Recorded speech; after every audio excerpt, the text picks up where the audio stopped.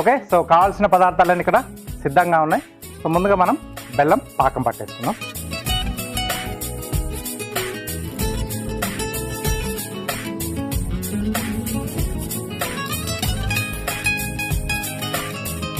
దీంట్లో తురిమిన బెల్లం,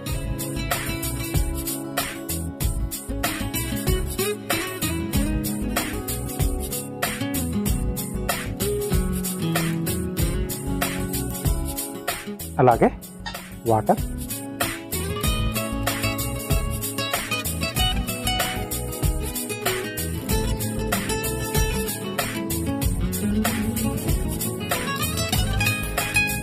ఇది మనకు కొంచెం కరిగితే సరిపోతుంది. సో తీగ పాకంలా రావాల్సిన అవసరం లేదన్నమాట.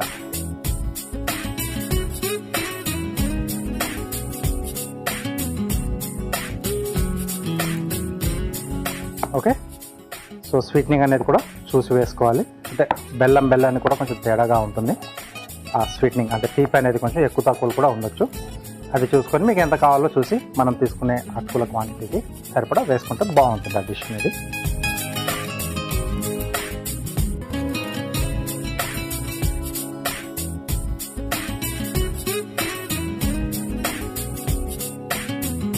ఓకే,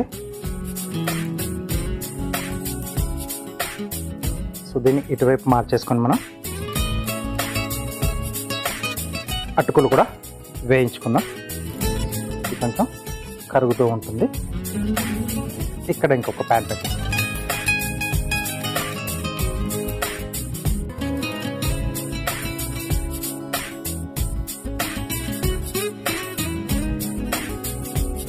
దీంట్లో ముందుగా కొద్దిగా గసగసాలు, ఇవి డ్రై రోస్ట్ చేస్తున్నాం.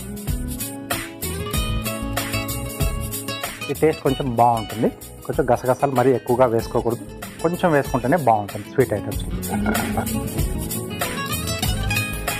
చిట్టుపట్లు ఆడేంత వరకు చిన్న మంట పైన వీటిని మనం వేయించుకోవాలి. ఓకే, సో ఇక్కడ బెల్లం మనకి కరిగిపోయింది. ఓకే, ఇంకొద్దిగా మరిగిన తర్వాత నేను స్టవ్ ఆఫ్ చేసుకుంటాను. అక్కడ మనకు పాకం అనేది రెడీగా ఉంటుంది.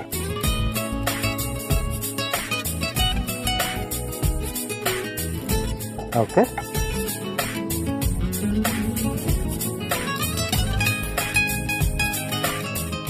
ఓకే, సో కమ్మటి వాసన అనేది తెలుస్తూ ఉంటుంది మనకి. అప్పుడు తీసేసుకోవాలి.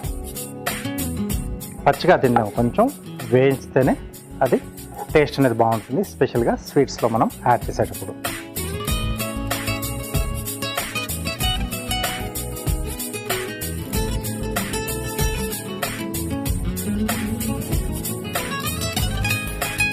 బౌల్లోకి తీసేస్తున్నాను. సో గసగసాలు పక్కన పెట్టేసుకొని మిగతా డ్రై ఫ్రూట్స్, కాజు, బాదం, అలాగే సారా పలుకులు, చిరంజి ఉంది కదా, వాటిని కూడా కొంచెం వేయించేసుకుందాం.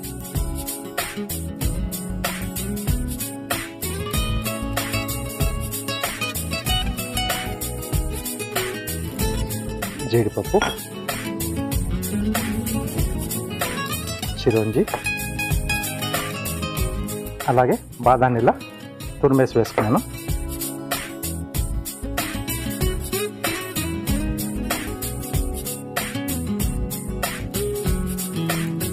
దూరగా వేస్తే సరిపోతుంది. సో అవి కూడా మనకు హల్వాతో పాటు పంట కింద నలిగినప్పుడు మంచి టేస్ట్ అనేది, నేతిలో వేస్తే సూపర్గా ఉంటుంది ఆ టేస్ట్ అనేది. ఓకే, సో ఇది కూడా కొంచెం సిమ్లోనే వేయించాలి, అంటే చిన్న మంట పైన వేయించుకోవాలి. కొన్ని రకాల స్వీట్స్లో మనకు చిరోంజి, సారా పలుకులు మంచి టేస్ట్ని యాడ్ చేస్తాయి. ఓకే, సో వీటిని ఒక బౌల్లోకి తీసేసుకుందాం.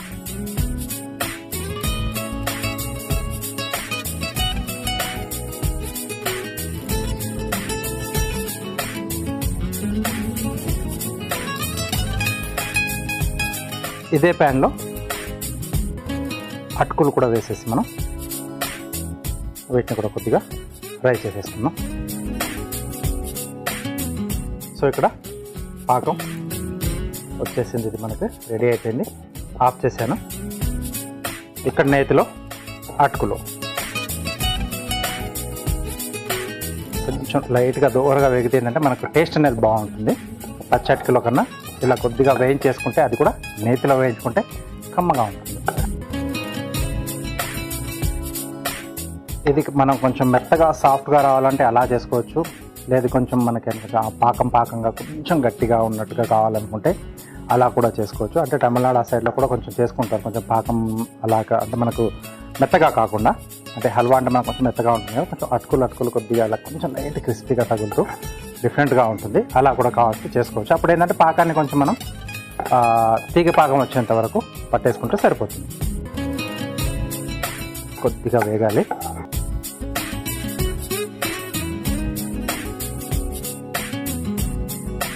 ఓకే, వేగిన తర్వాత మనకు ఆ మంచి స్మెల్ అనేది తెలుస్తుంటుంది కదా, కమ్మటి సువాసన అనేది వస్తుంది కదా.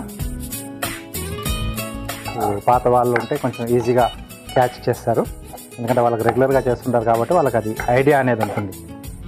ఏ స్టేజ్లో ఇది కరెక్ట్గా వేగింది లేదు అనేది తెలుసుకోవడానికి స్మెల్ చూసి చెప్పేస్తారు వాళ్ళు. పక్క రూమ్లో ఉన్నా సరే డిష్ తాలూకు ఎలా ఉంది, దాని కండిషన్ ఎలా ఉంది, సిచ్యువేషన్ ఎలా ఉంది మొత్తం చెప్పేస్తూ ఉంటారు అనమాట. స్మెల్ మొత్తం చెప్పేస్తుంది మనకి. కొంచెం ఎక్స్పీరియన్స్ కావాలి. ఓకే, దీంట్లోనే కొంచెం మంట తగ్గించేసాను నేను. ఎండు కొబ్బరి పొడి యాడ్ చేస్తున్నాను. ఇది కూడా కొంచెం టేస్ట్ అనేది పెంచుతుంది.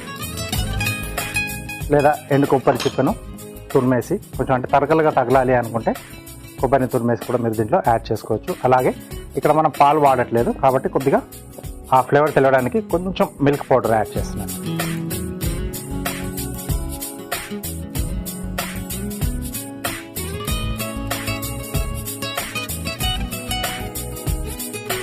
ఓకే, సో ఆ కొబ్బరి కూడా కొంచెం వేగితే మనకు సూపర్ టేస్ట్ ఉంటుంది. అంటే మామూలు కొన్ని రకాల పాయసాలలో మనం ఎండు కొబ్బరి ముక్కలు వేసుకుంటాం కదా, డ్రై ఫ్రూట్స్ కంటే కూడా సూపర్ టేస్ట్గా ఉంటుంది ట్రెడిషనల్ వంటల్లో ఆ ఎండు కొబ్బరి.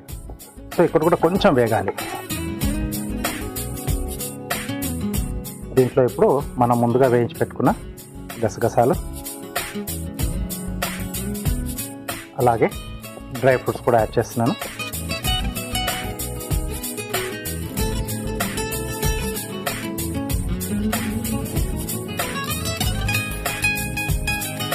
ఓకే, సో కావాల్సితే కొంచెం పులుపు కూడా తగిలితే బాగుంటుంది అనుకుంటే కిస్మిస్ కూడా దీంట్లో యాడ్ చేసుకోవచ్చు, అది మన చాయిస్.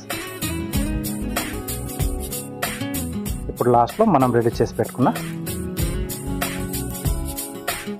పాకం,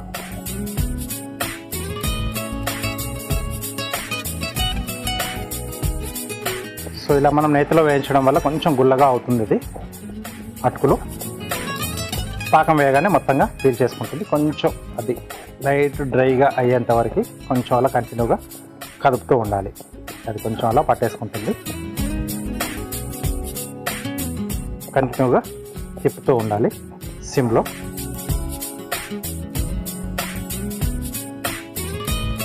ఇది బాగా అది ఫీల్ చేసుకుంది అని మనకు అనిపించినప్పుడు స్టవ్ ఆపేసేసి మూత పెట్టేసి ఒక 2 నిమిషాల పాటు, అంటే 2 నుంచి 3 నిమిషాల పాటు అలా వదిలేస్తే ఆ లోపల కొంచెం అది బాగా మగ్గి మంచి టేస్ట్ యాడ్ చేస్తుంది అన్నమాట. ఓకే, ఆల్మోస్ట్ బాగా మిక్స్ అయిపోయింది పాకంలో. అటుకులు, అలాగే డ్రై ఫ్రూట్స్, పాలపొడి, కొబ్బరి పొడి ఇవన్నీ కూడా యాడ్ చేసుకున్నాం కదా. లాస్ట్లో కొద్దిగా యాలకుల పొడి, ఇది కంపల్సరీ పడాల్సిందే కదా. కొంచెం చాలు. ఒక్కసారి బాగా కలిపేసి, సో ఇది నేను సాఫ్ట్గా కాకుండా కొంచెం ఇలా గట్టిగా వచ్చే విధంగా చేస్తున్నాను హల్వా. ఇంకొంచెం స్మూత్గా సాఫ్ట్గా రావాలనుకుంటే కొంచెం పాకం ఇంకొంచెం ఎక్కువగా యాడ్ చేసుకోవచ్చు, లేదా కొద్దిగా ఇంకొంచెం లిక్విడ్గా ఉన్నప్పుడైనా కూడా యాడ్ చేయాలి. ఓకే,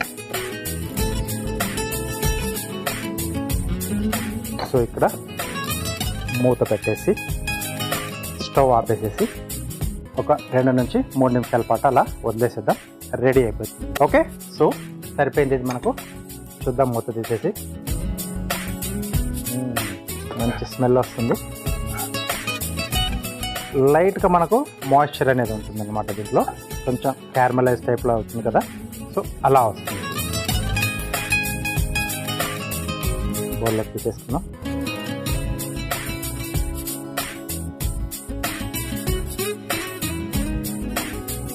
కొంచెం అలా నెయ్యి వేస్తున్నాను. సూపర్గా ఉంటుంది అది కరిగేసి కింది వరకు వెళ్ళేసి మనకి.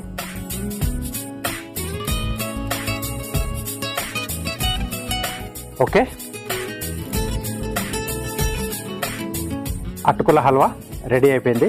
దీనికి కావాల్సిన పదార్థాలు అలాగే దీని తయారీ విధానం మీకోసం మరోసారి. అటుకుల హల్వా తయారు చేసుకోవడానికి కావాల్సిన పదార్థాలు: అటుకులు 1 కప్పు, బెల్లం తురుము 1/2 కప్పు, నెయ్యి 2 టేబుల్ స్పూన్లు, తురిమిన బాదాం 1/4 కప్పు, జీడిపప్పు 1/4 కప్పు, ఎండు కొబ్బరి తురుము 1/2 కప్పు, గసగసాలు 1 టీ స్పూన్, యాలకుల పొడి 1/2 టీ స్పూన్, చిరోంజి 2 టేబుల్ స్పూన్లు, పాల పొడి 1/4 కప్పు. అటుకుల హల్వా తయారు చేసుకునే విధానం: ముందుగా స్టవ్ వెలిగించి ప్యాన్ లో బెల్లం నీళ్లు పోసి కరిగించుకోవాలి. మరొక స్టవ్ ఆన్ చేసి ప్యాన్ లో గసగసాలు వేసి వేయించుకొని తీసి పక్కన పెట్టుకోవాలి.